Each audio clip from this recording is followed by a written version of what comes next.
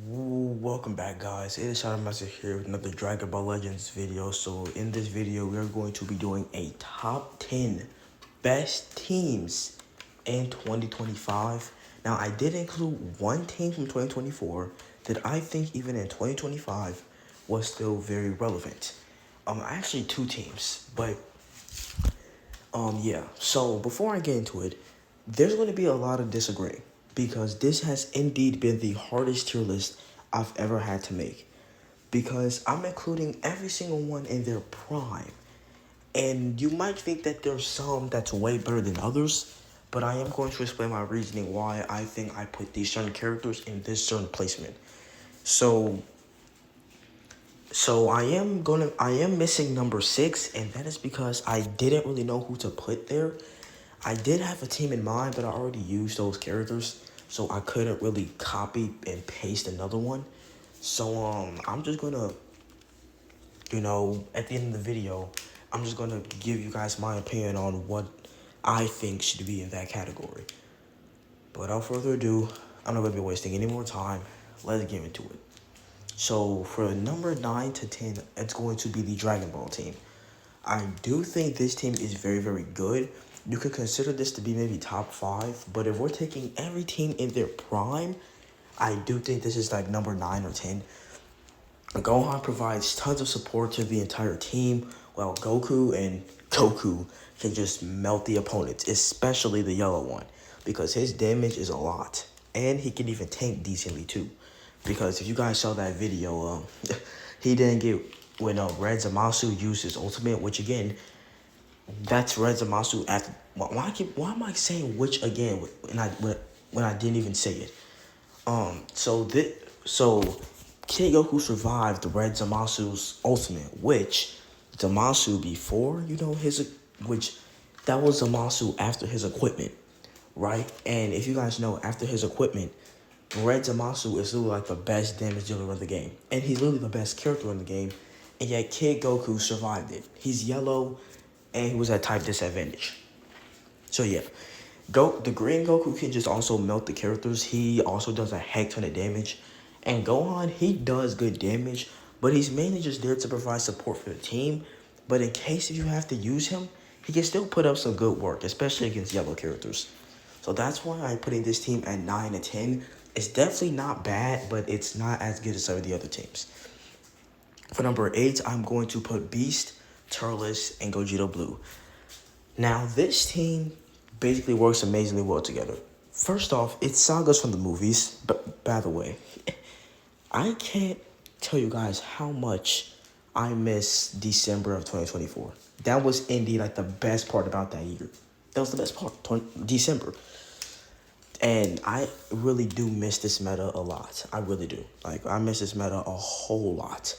But the only reason I'm not putting this above Dragon Ball is because the only reason I'm putting this team above Dragon Ball is because this team just works amazingly well together.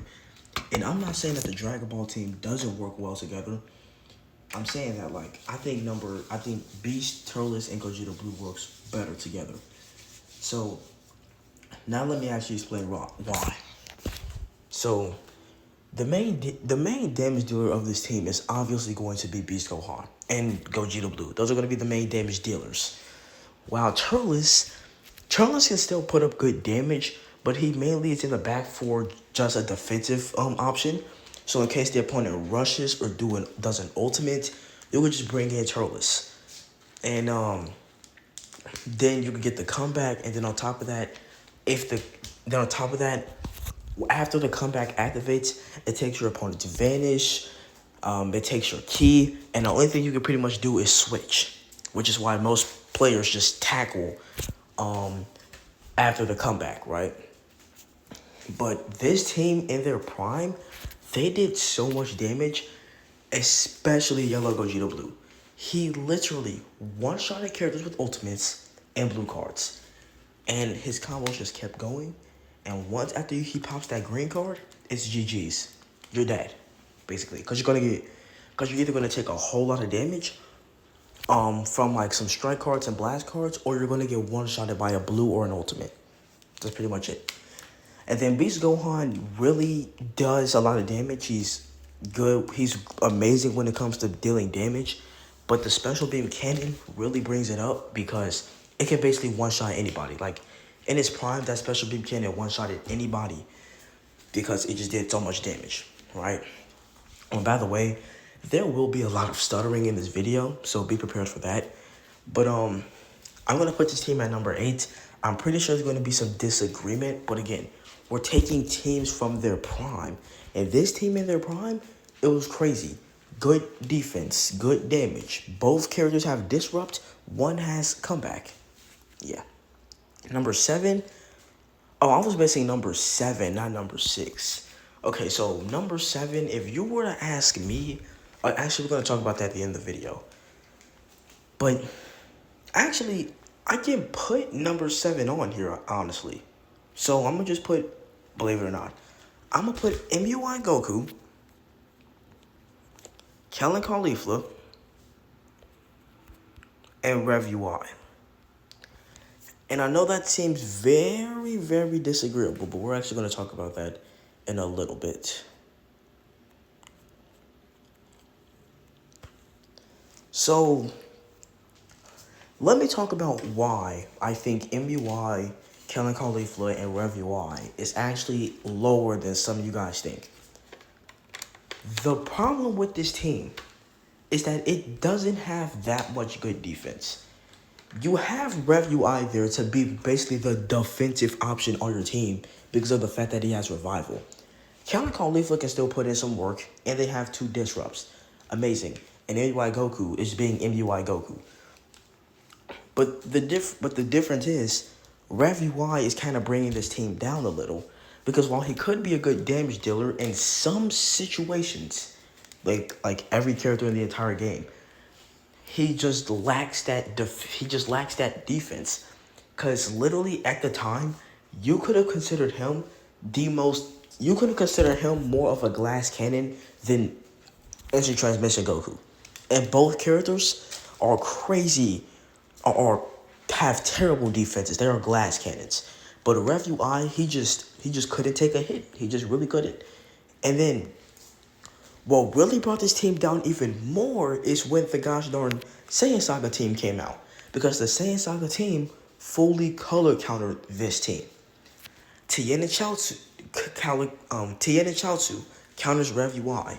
Kaioken Goku counters Kellen Caulifla. And Revival Green Vegeta counters MUI. Now the main problem with this team is that if MUI Goku dies, you kind of lose the match. And it's because he's the main character that's going to be doing the work on this team, right? Kellen Caulifla is good, of course, when it comes to damage and tanking, but I don't know. I just don't think this team is up there with the other ones because the only thing that makes this team toxic is the fact that there's 2 UI Gokus. And even then, one isn't even really toxic. Blue UI Goku is toxic, but the green one, he isn't really toxic. And Kellen Caulifla, I'm going to just say right now that they're not even toxic. So MUI Goku is the main one that's going to be fearing your opponents. Once he dies, you might have lost. Yeah. So now number 6. I already kind of showed the teams up there, but just, yeah. So for number 6, I'm going to put the GT team, Super Saiyan 4 Vegeta, Super Saiyan 3 Goku, and Banku.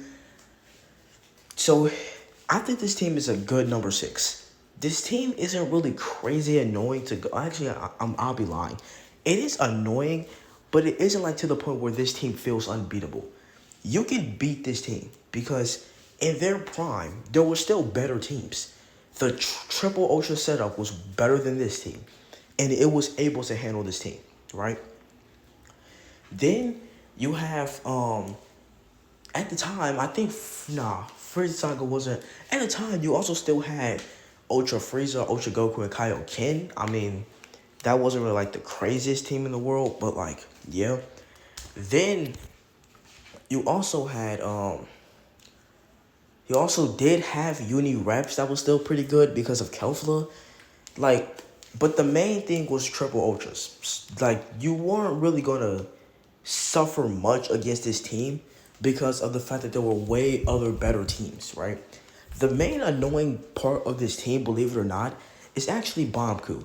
And it's straight up because of the fact that he cannot die. I think that's the main thing. He just can't die. He has endurance. The dude is tanky as heck, even against green units. But the only green unit he is really crazy tanky against is Ultra Frieza. But this team does do a lot of damage. It has a good defensive option. I think it is perfect at number 6. It could be, some people might say number 5, number 4, heck, top 3. But again, we're taking all of these teams from their prime. So, in their prime, I think this team is a good number 6. Now, number 5 is going to be Saiyan Saga. And Saiyan Saga, this is a good one. First off, I'm going to just say this right now. You can replace Saiyan Saga Goku with Tien and Chaozu. So that's already one thing I can say. Another thing is, this team literally does everything. Like, better yet, let's just for this moment right here, let's just replace Fiku with Tien and Chaozu. For now. So, if you look at this team here, oh my gosh, if we look at this team here, Kaioken Goku literally also does everything. Saiyan Saga Vegeta feels like he does everything. And Tien and Chaozu is just like that cherry on top to make this team literally perfect. In the most toxic way possible. Let's talk about each character individually and basically their roles on the team. So Kaioken Goku basically being the main damage dealer on the team. One-shotting people with blue cards. Strike cards are doing tremendous damage. The guy is tanky, especially when you use ultimates and blue cards. He has Solar Flare. Like, he restores gauge. He restores gauge on main. And his green card just always goes type neutral and nullifies cover change. So, this Goku right here, he's the main damage dealer.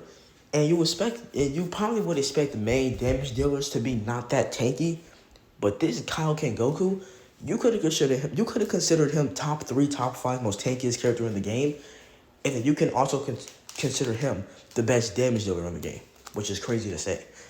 Then we got Revival Vegeta, which is the main defensive option on the team. So, Saiyan Saga Vegeta also does do a lot of damage. His blast card damage is amazing. The fact that when he switches in the match and you attack him, he destroys your cards and he takes away your ki.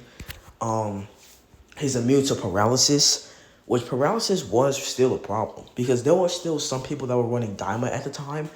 And with Majin Buu basically being the paralysis king, it kind of made Majin Buu lose value because we literally have a character who's immune to paralysis. But on top of that, this Vegeta had what?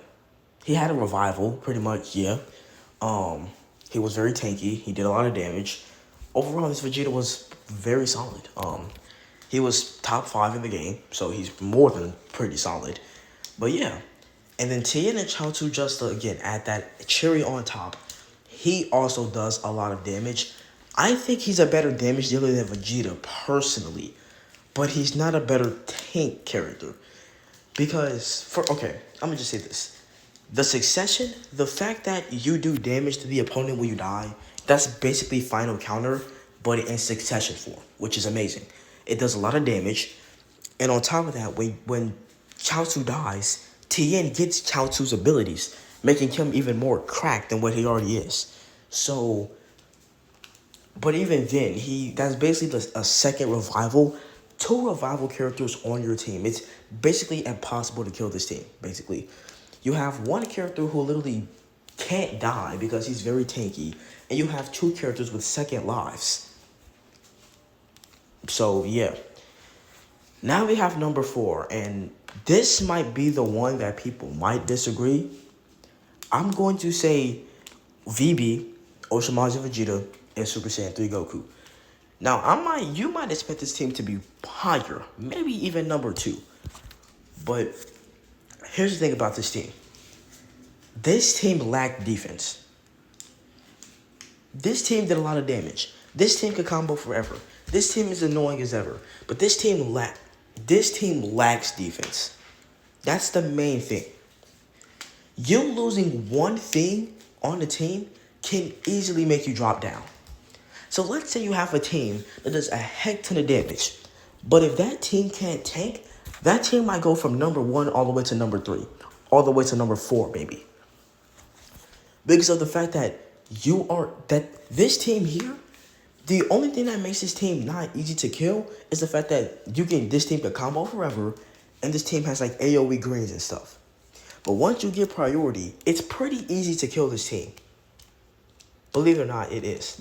So, yeah, this team was, because there were still good damage dealers. Like, and then if we take the Beast, Gohan, Turles, and Gogeta Blue, Beast and Gogeta Blue being the main damage dealers, because Vegito Blue, Majin Vegeta, and Super Saiyan 3 Goku weren't really that tanky. If you were to like use an ultimate with Beast or Super Saiyan Blue Gogeta, it will perish like one of the characters on the team. And not to mention the Special Beam Cannon basically being a one-shot mechanic. You just get rid of all of these characters, right? And yes, this team was kind of still in their prime at the time. That rhymes. That also rhymes. But yeah, I do think this team is amazing. It's toxic, but it just lacks defense. If it had defense, it would definitely be top 2. But since it's kind of lacking that defense, I'm going to put it at number 4. Now, number 3 is going to be Frieza Saga. His team here, man, gives me PTSD of freaking 7th Anniversary Part 3. And oh my gosh, did I hate this game at the time. Because, I mean, where do I even begin? Like, just where do I even begin? Ultra Frieza, literally, he doesn't need to have anything else. He doesn't need to have endurance. He doesn't need to up substitution counts and up key costs when he's being attacked. He doesn't need to have any of that. But if he just had that active gauge, he would have still been best character in the game. Literally, you don't have to use Frieza for anything else. If you're just spamming that active gauge and constantly clicking cards, you're basically good when it comes to Frieza. But again, there's more to the guy. He has uncancelable endurance, unless you just nullify that stuff in your kit. But he has uncancelable endurance. He has basically like a quote unquote disrupt, where if he gets attacked, he ups your substitution counts and he increases your arts cost. Yeah, that's what I'm trying to say. He was legit one of, if not the best damage dealer in the game, and he was very tanky. But then on top of Frieza being tanky, we also have Super Saiyan Goku, who literally provides any character on the team with a second life. So basically, Ultra Super Saiyan Goku was giving Frieza a comeback mechanic, basically. He was basically giving Frieza revival, comeback, whatever you want to call it. He was giving Frieza that. Frieza didn't have that in his kit. Goku was giving it to him. He could even give it to himself. That's the crazy part. Not only that, Goku has an AoE green card. He has a blue card that has a chance to faint. He has a lock-in gauge, and you can basically snipe any character you want to. His ultimate does a heck ton of damage. He just can do everything, just like Ultra Frieza. And then Krillin isn't really a threat. He's just there to make Ultra Frieza and Ultra Goku even more cracked, which is still a threat. But it's very huge threat. Because Krillin is basically making Ultra Frieza and Ultra Super Saiyan Goku like 50% stronger, like 2 times stronger than what they originally are. It's crazy to think about, I know. Now, number 2, it's going to be Daima. This team here, man, what do I even need to say? Realistically, I was going to put this team at number 1. Originally, I was going to put this team at number 1. But I chose not to. And I think the main thing is that this team... Okay, I'd actually be lying if I said this team was lacking defense. This team is basically unkillable. So no, it wasn't lacking defense. and it most certainly wasn't lacking damage nor support. This team basically did everything. But I think the defense could be like a tiny bit better, right? Because this is the main trio, right? I'm not talking about the main team. I'm talking about the main trio. So technically it's the main teams, but also the main trio. So if we're taking a look at specifically this trio, it is kind of lacking some defense, you know? I mean, it's still very tanky. You do have Indestructible, and yeah, these characters are pretty difficult to kill. Super Saiyan 3 Vegeta, however, he's pretty easy to kill. He really isn't toxic. I mean, unless you pair him up with Daima, then he seems like he's toxic. But he's mainly there to just do damage and keep a combo going. Pretty much all he does. He's pretty balanced. But Ku, on the other hand, if anything, I think he's the freaking most toxic character on this team. He paralyzes you basically by doing nothing. He has a chance to paralyze you on strike, chance to faint on blue card and on ultimate. He can restore his Vanish up to 5 times when popping a green card. When you attack him, he takes away. I know when he switches in the match, he takes away your key and your cards, and he just has constant substitute reduction. I mean, he just has constant substitution count reduction, which is just annoying. And then Super Saiyan 4 Goku was just that main character, right? Like, when he's last man standing, he's literally basically a one-shot. He's basically a 1v3 king. First of all, when he's last man standing, he gets another ultimate, which is amazing. Secondly, your opponent doesn't have Vanish, nor can they switch, nor do they have key. So basically, Super Saiyan 4 Goku is either getting a free kill or is going to be doing just a heck ton of damage. He also does go type neutral. Then his gauge, when it fills and you pop a blue card, it goes type neutral and it does a whole lot of damage. Then again, he has Indestructible, and also his animations are crazy. But that's Daima. It's a team that basically does everything. Like, what reason? Like, what's the reason of getting to give Super Saiyan 4 Goku Indestructible? I mean, I think there was pretty much no reason. Just give him endurance and call it a day. No, you have to give him Indestructible. Okay, sure. And number one is really going to be the team that's currently the best right now. Because, again, this team also does everything. No, like, literally, it does everything. Starting off with Corrupted Zamasu. He's a crazy good damage dealer. His green card, he's very annoying to fight. His green card is like pretty much any other standard green card that revolves you throwing the opponent. His blue card does a lot. His ultimate does a lot of damage. And he has a counter to Rising Rushes and ultimates. And I saw it one shot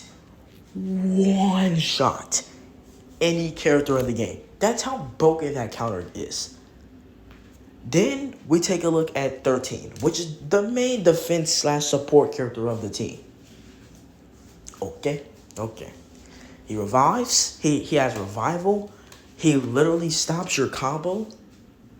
Like, literally, he stops your combo. Some characters might just reduce your key or take, like, 2 of your cards. No. If you attack Android 13 pre-revival, then he takes away all of your cards and he takes away your key. He also locks your main, so you can't do anything, pretty much. Your combo is just over. And then on top of that, he's very tanky. And he's not a bad damage dealer. He's not bad. He's not a bad damage dealer at all. Of course, he's not the best damage dealer because he's a support type character, but he's still crazy to go against, right? And then we have Red Zamasu, who literally is the best character in the game. Damage is literally crazy. Like, I think out of every character this year, he is literally the highest damage dealer we've seen. Strike cards basically doing half of your health. Blue cards basically killing you, and it has a chance to inflict paralysis. Green cards restoring Vanish and keeping combos going. Ultimates one-shotting, defense gauge, can tank amazingly well. This team just does everything, man. So let me know, guys, in the comments, what do y'all think of this tier list? I think I'm going to rate this tier list personally like a 9 out of 10. Some things I could change maybe is number 4 and maybe number 7. Maybe. But even then, not by much. And maybe the Dragon Ball team, but I could be 100% wrong. Anyway, guys, so that's the end of the video. If you guys enjoyed it, make sure you guys like and subscribe, and I'll see you guys in the next one. Have a good one, guys, and peace.